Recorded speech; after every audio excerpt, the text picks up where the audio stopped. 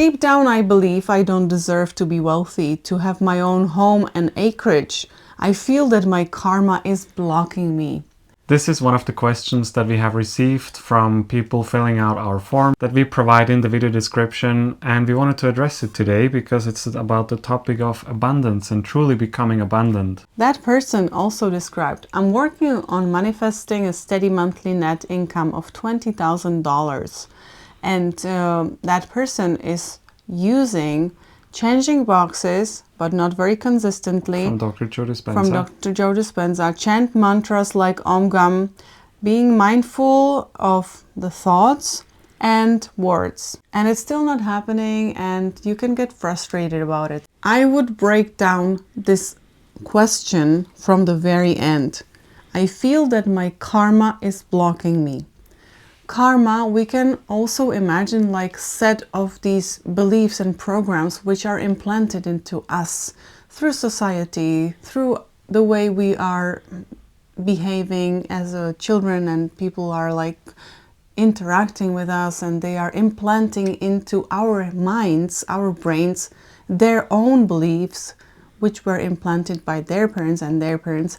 I believe that if you go to some tribes, they have no idea about abundance, and they have no idea about these, creations which we are now playing with here in this digitalized world. They will just feel that this tree is for everybody, this water is for everybody, and the earth is also for everybody.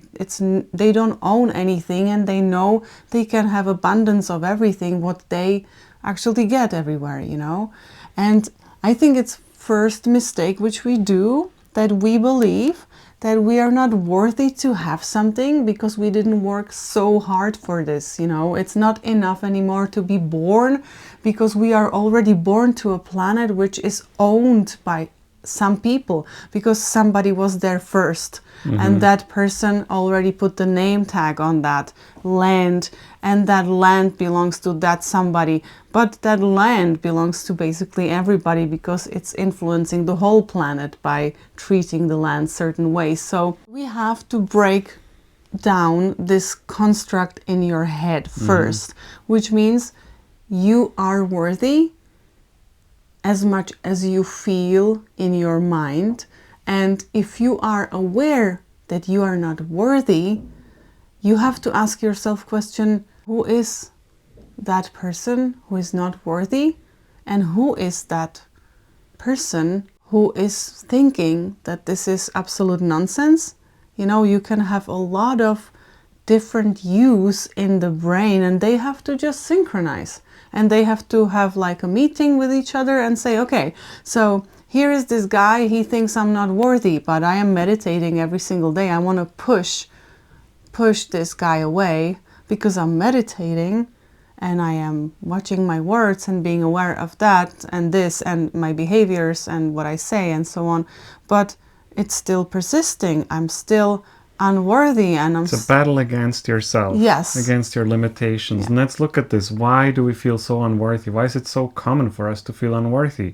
Because from a very early childhood, we go to kindergarten, we go to school, and the grades that we bring home are going to be judged by our parents, they're going to be judged by our teachers, and it's always about we have to work really hard, we have to study hard, do our homework, and get really good, because then we get the reward, which is a good grade, and in return you will be accepted and will get acknowledgement for your good and hard work. And that's what we're always doing. Then we go to our jobs, we have to be there 9 hours, 5 days a week, and we have to work really hard in order to get to a greater level. And this is just something that has been created like this by some people, God knows who. I want to know, if you're mentioning a God, that in a past, we were taught that in this planet you have to suffer, so then you go to heaven, right? And a lot of people believe that, and also that stayed with us. That was so religious, yes. That was so rooted in our minds so much, because we saw it, we proved it. Our generation and generation before that proved it. And now we just live from this, because we don't know how to handle today's world, and everything is a struggle for us. Even a package arriving a day later is a struggle to your doorstep, you know. But it's not like we are being taught by our parents or by the people that take care of us that only if you work hard you will deserve to be abundant. It doesn't even have to be like a direct statement like this. It's just the subtle energy of everything and everybody. I mean, go to your family gathering on Thanksgiving or Christmas and then tell them what you have done, what you have accomplished in the year. Maybe it's not that much, so you try to justify, oh, but actually I did a lot of things, I did this, I did that. Like we constantly have to prove to each other, hey, I'm actually really busy, I'm doing a lot of hard work, I'm constantly on something, I always have a project. And that's just, if we don't do that, we feel guilty. And this is where the whole unworthiness comes from. My aunt is around 60 years old, and I met her the other day, and she lost her job. And she's like, I am trying to get a job, you know, I am working on it. Like confirmation to me, like reassuring, hey, you know, I am doing as much as I can. I don't want to be a struggle for the country and so on to take care of me because I'm unemployed. And I felt really bad for her because she showed me the program which we were raised in. You know, she was the generation of my mother and my parents, and they had to really, really work so hard for people to look at them and they say, oh, they are suffering enough to deserve this or that. And especially in a communistic country, which my country used to be, and not in my childhood though, but in my parents' childhood and so on, and they had to constantly prove to other people that they are worthy of certain things. I was just shown this topic of deserving in her, through her, because we see it through people, right? Our topics. And I realized that it's just a social construct. She is a divine being, unlimited creator, and she is just putting herself into these mantinels or into this kind of little box where she can't move anywhere else unless she has the proof that she already is working. And you can do that too in case you are feeling not worthy.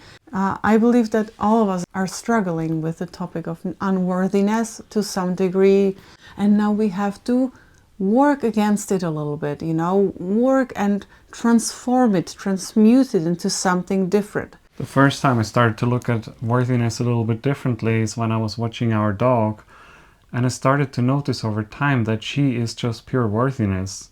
She doesn't have to bark a certain amount of time per day for us to feel that she's worthy. Yeah. She doesn't have to do anything for us that we feel like she's worthy, and she doesn't think that she has to do anything. She is just pure worthiness, and you can observe it all over in nature. A lion doesn't feel guilty to catch an antelope and to eat her. A lion feels worthy of this. All animals feel worthy of whatever they need. And this is just a subtle way how we can change our feeling and our attitude towards this worthiness. But of course, we are people, we are also wanting money, and some people want to have 20,000 a month, others want to have just 3,000 a month. We're all different.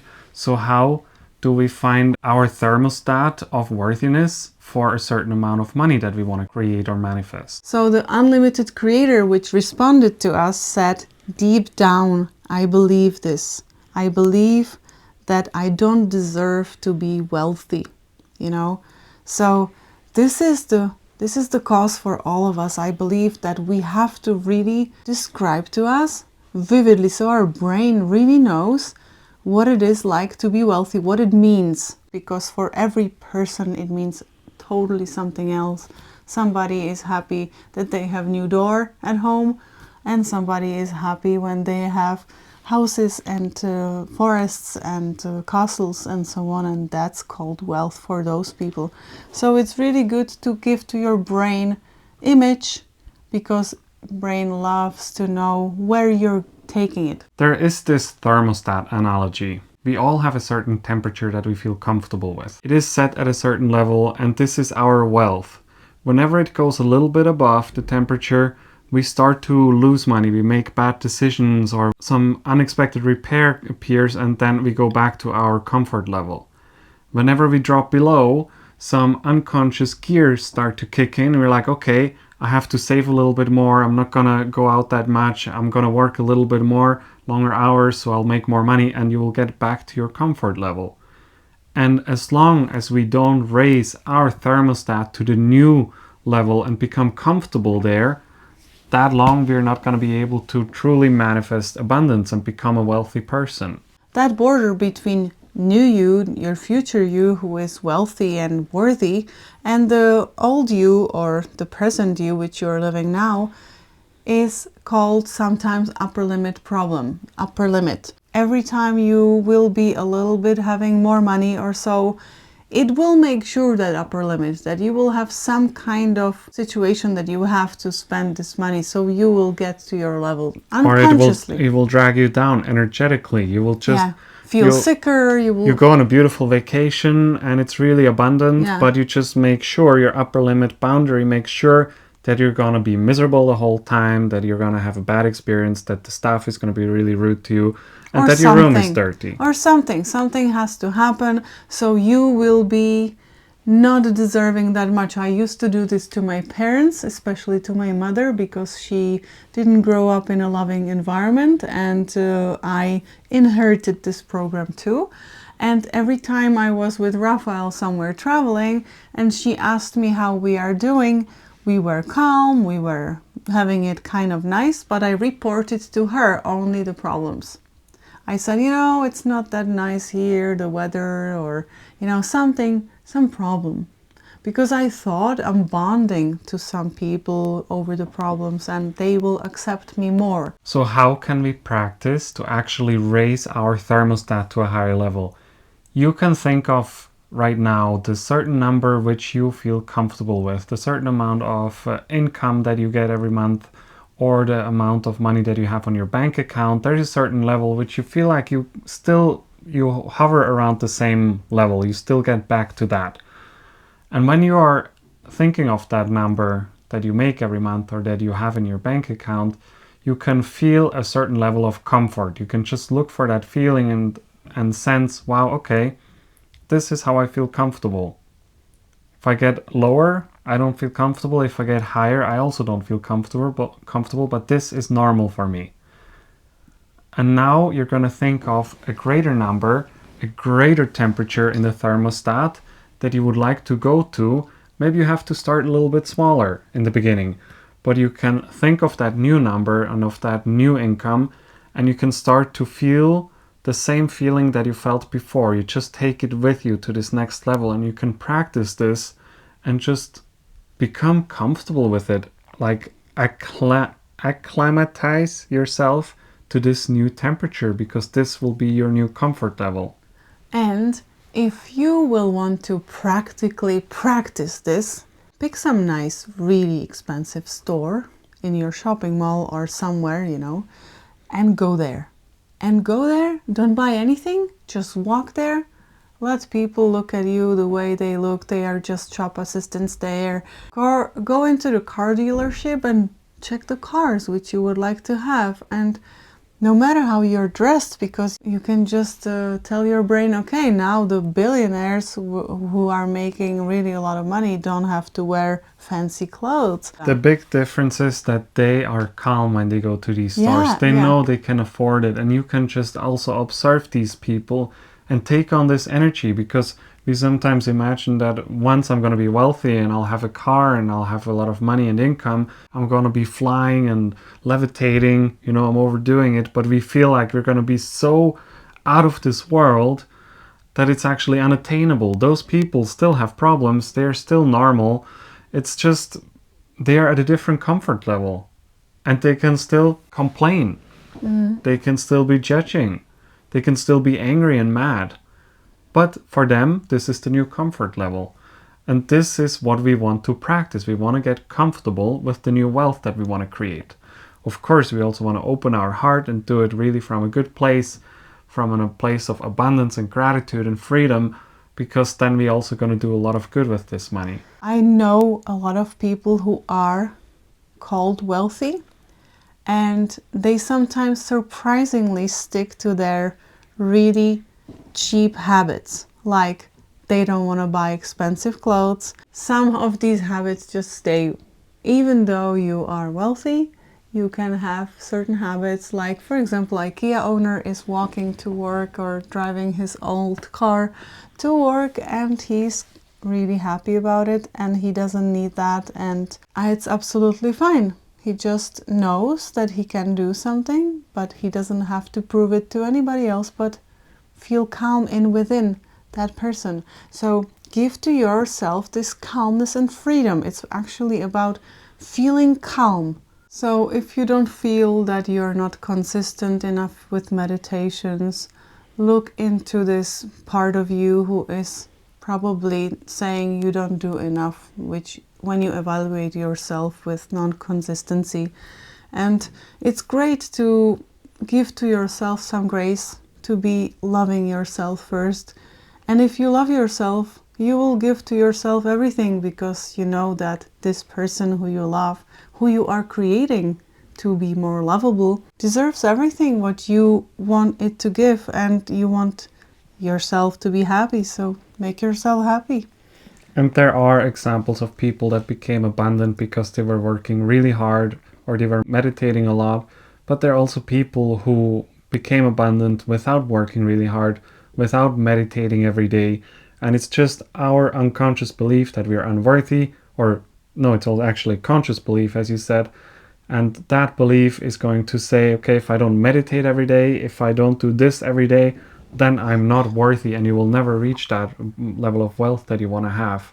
So we would really say, let's start with our worthiness, because we all are. And if you don't know about it, just ask your pet. Thank you for being with us. Don't ever, ever, ever forget that you're unlimited. And if you would like to share some more time with us, also check out this video here.